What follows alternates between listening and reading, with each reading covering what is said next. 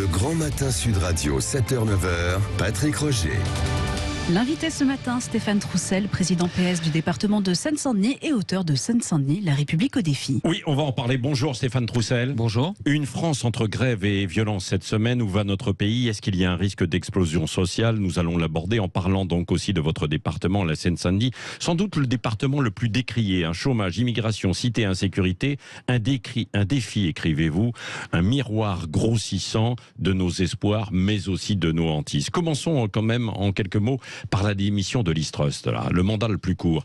44 jours pour une première ministre britannique.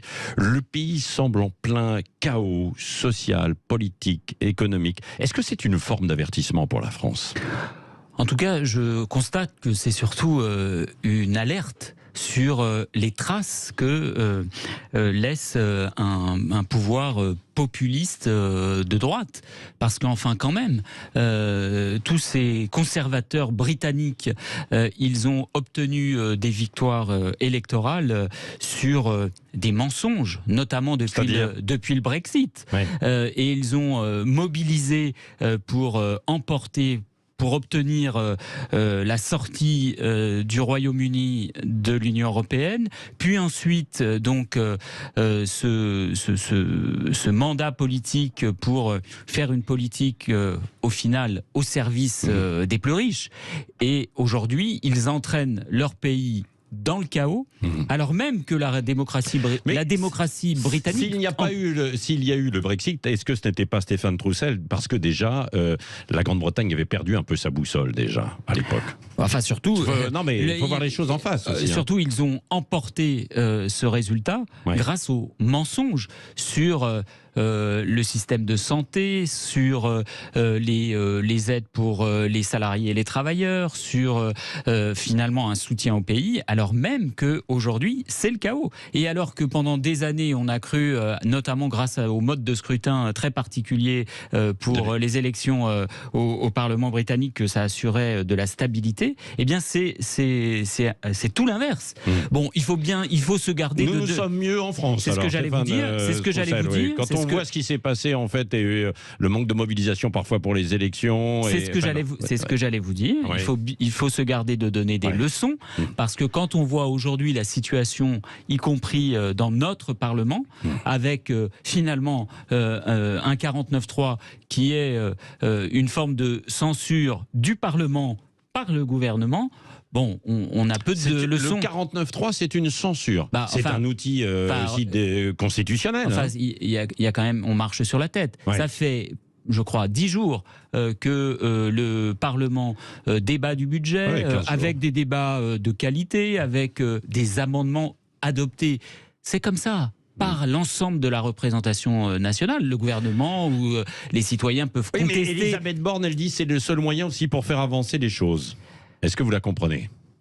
Ce que je constate, c'est que nos démocraties, et ces deux exemples en sont une illustration, aujourd'hui, elles sont considérablement affaiblies. On voit bien qu'il y a besoin de faire modifier nos institutions, les faire respirer, faire en sorte que nos concitoyens se sentent représentés et notamment par un Parlement qui est divers, qui traduit les expressions plurielles du pays. Et donc je crois vraiment que nos institutions aujourd'hui elles sont à bout de souffle. Stéphane Troussel, 75% des Français selon notre balise IFOP pensent que la France peut connaître une explosion sociale dans les prochains mois. Et vous ? En tout cas, quand il y a un tel niveau d'injustice, un tel niveau d'inégalité, le fait que les gens qui travaillent dur, se lèvent tôt le matin, ne parviennent plus à vivre dignement de leur travail, quand les plus vulnérables, les plus fragiles dans notre société sont appauvris, s'inquiètent face à cette inflation qui repart, face à cette crise énergétique, eh bien oui, il y a des angoisses, des inquiétudes. Il y a des gens qui se demandent comment, dans quelques mois, ils vont se vêtir, ils vont se chauffer, ils vont se loger. Donc le gouvernement doit entendre cette angoisse qui monte dans le pays. Il y a une semaine, le meurtre d'une sauvagerie terrible de Lola. Est-ce que vous ne pensez pas que ce drame est plus qu'un fait divers ? D'abord, je veux avoir un mot, moi, pour non seulement la victime, pour sa famille, ses proches, ses camarades de classe du collège dans lequel elle était scolarisée. Et donc, c'est d'abord à elle et à l'ensemble de ses proches auxquels je pense. Pour le reste, je vous le dis, ne comptez pas sur moi pour participer à cette instrumentalisation politique de ce crime odieux. C'est une instrumentalisation. Ah ben, ce qui se passe depuis quelques jours de la part d'une droite dure et de l'extrême droite, c'est de la récupération politique. Oui, mais quand c'est ils disent que finalement il y a en fait un certain nombre de règles, entre parenthèses, donc vous le savez, l'expulsion, que ce n'a pas été respecté, qu'on n'a pas été capable de le faire. Qu'est-ce que vous répondez à ça? Est-ce que ce crime aurait été moins odieux s'il avait été commis par un Français ou s'il avait été commis par un étranger en situation régulière? Est-ce qu'il aurait été moins odieux? Ça, c'est la question que vous posez, mais là, en l'occurrence, ce n'est pas le cas. Donc, ne détournez pas l'information, Stéphane Troussel. Reconnaissez ce qui existe, quoi. Et donc là, quelle est votre réaction par rapport à ça? Moi, je suis prêt à discuter des questions d'immigration. Je suis prêt à discuter d'immigration. Mais en tout cas, pas par rapport à l'instrumentalisation de ce drame, de ce crime odieux. La réalité, c'est que, à part attiser les haines, à part attiser le racisme, quelles sont les solutions crédibles, réelles, sérieuses que propose l'extrême droite face non seulement à ce crime odieux, et par rapport aux questions qui sont posées liées à l'immigration. Oui, c'est ça, lié à l'immigration, Stéphane Troussel. Justement, au sein du PS, c'est un débat que certains souhaitent mener. Vous en faites partie. Là, il y a un clivage au sein du Parti socialiste, non? Encore une fois, moi, je refuse, en tout état de cause, qu'à l'occasion de ce drame odieux, on puisse faire ce lien. Je vous le dis, tous ceux qui font de l'instrumentalisation, de la récupération politique, de ce crime odieux, sont des charognards, des salopards. Des salopards, quand la famille est aujourd'hui éplorée par rapport à ce drame. Si maintenant on veut avoir un débat serein, apaisé sur les questions d'immigration, moi j'y suis prêt. Mais en tout cas, pas par rapport à ce drame. Pour le reste... au sein du Parti socialiste et de la gauche, justement, on a trop longtemps peut-être fermé les yeux sur ce problème qui était l'immigration. Il faut dire la vérité aux Français. Il faut dire la vérité aux Français. Dans un monde qui est un monde de migration, de mouvement de population, quand il y a l'explosion démographique en Afrique, quand il y a le vieillissement du continent américain, quand il y a 50 millions de déplacés climatiques au Pakistan suite aux inondations. Tous ceux qui racontent qu'il suffirait de mettre des barbelés autour de notre pays pour traiter cette question sont des menteurs, sont des irresponsables dangereux. Donc, ce que je dis, moi, c'est que d'abord, la France, c'est son histoire. Le nombre d'entre nous qui ont un descendant étranger, un ascendant étranger, sont excessivement nombreux. Je n'ai plus le chiffre en tête, je ne sais pas si c'est pas un quart ou un tiers des Français de ce pays. Donc, il faut dire la vérité, c'est notre histoire. On va accueillir, on va continuer d'accueillir. Tous ceux qui disent le contraire sont des menteurs dangereux. On va continuer d'accueillir, mais alors dans les mêmes conditions. C'est une réalité. Dans votre département, mais attendez, laissez-moi finir. Laissez-moi finir. Mais par contre, moi, je ne suis pas comme l'extrême droite. Parce que je dis la vérité, mais par contre, je ne suis pas pour le laisser faire et le laisser aller. Il faut accueillir, il faut bien accueillir, mais il faut organiser. Organiser, ça veut dire quoi? Ça veut dire quoi? C'est de ne pas laisser faire n'importe quoi. C'est-à-dire de ne pas concentrer les difficultés dans les territoires qui rencontrent déjà des difficultés. Si on veut accueillir, si on veut bien accueillir, il faut organiser. Il ne faut pas ajouter de la misère à la misère. Donc, par exemple, ce que la France a fait au moment de l'accueil des réfugiés ukrainiens, c'était par exemple de constater qu'en Île-de-France et en Seine-Saint-Denis, les dispositifs d'hébergement et de logement sont saturés. Et donc, l'Île-de-France et la Seine-Saint-Denis ont été essentiellement une plateforme d'accueil et d'orientation pour aller vers des territoires où il y a plus de logements et d'hébergements, il y a des capacités de travail. Stéphane Troussel, vous êtes président du département de la Seine-Saint-Denis. Vous dites qu'il faut organiser. En Seine-Saint-Denis, vous ne savez même pas combien il y a de clandestins. On dit il y a un rapport parlementaire qui dit entre 8 et 20%. Comment organiser les choses? C'est vrai. Attendez, vous dites parlons vrai. Alors, oui, parlons vrai. Parlons vrai. Oui. Mais enfin, d'abord, vous ne me dites pas à moi, vous ne savez pas, parce que je rappelle que quand même les questions les questions migratoires, les questions migratoires, ça relève de l'État, et encore heureux dans notre pays. Oui. Donc que l'État se donne les moyens, d'effectivement d'avoir une analyse précise de la situation.